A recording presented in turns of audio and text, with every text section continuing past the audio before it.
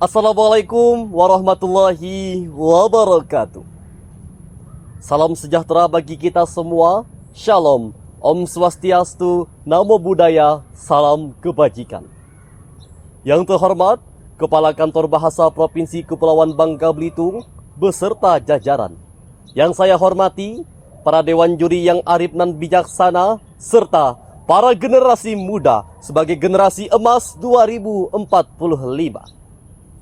Sungguh elok si Pulau Bangka. Pesisir pulaunya terbentang pantai. Mari kita galakan penggunaan bahasa Indonesia sebagai wadah pemersatu di bumi serumpun sebalai.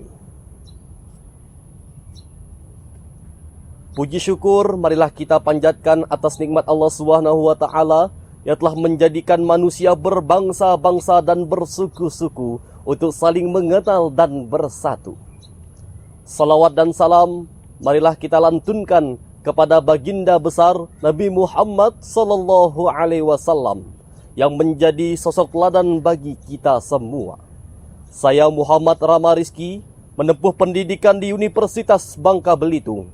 Melalui kesempatan ini saya akan menyampaikan pidato yang berjudul Bahasa Indonesia sebagai pemersatu di tengah kemajemukan penduduk Kepulauan Bangka Belitung. 28 Oktober 1928 merupakan peristiwa bersejarah. Para pemuda dari berbagai daerah di Indonesia berkumpul untuk menyatukan pikiran dan keyakinan hingga melahirkan Sumpah Pemuda. Pada ikrar ketiganya menyatakan, kami putra dan putri bangsa Indonesia menjunjung bahasa persatuan, bahasa Indonesia. Indonesia adalah negara multikultural, salah satu negara yang paling kaya dengan keberagaman bahasanya. Ada lebih dari 700 bahasa daerah yang masih digunakan sampai saat ini, khususnya bumi serumpun sebalai Kepulauan Bangka Belitung, yang khas dengan bahasa Melayunya, bahasa Kayu Agungnya, dan bahasa Tionghoanya. Keanekaragaman ini tentunya menjadi kekuatan sekaligus tantangan bagi kita semua. Menurut Badan Pusat Statistik Provinsi Kepulauan Bangka Belitung, pada tahun 2023, masyarakat Bangka Belitung menunjukkan mayoritas penduduk mampu berbahasa Indonesia sebesar 98,22%. Angka tersebut cukup memuaskan.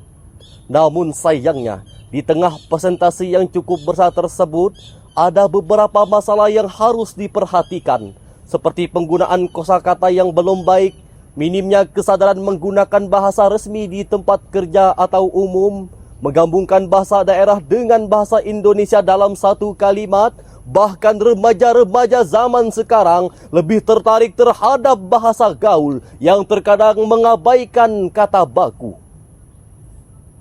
Bahasa Indonesia adalah identitas bangsa yang memiliki peran dalam memperkuat persatuan negeri kita.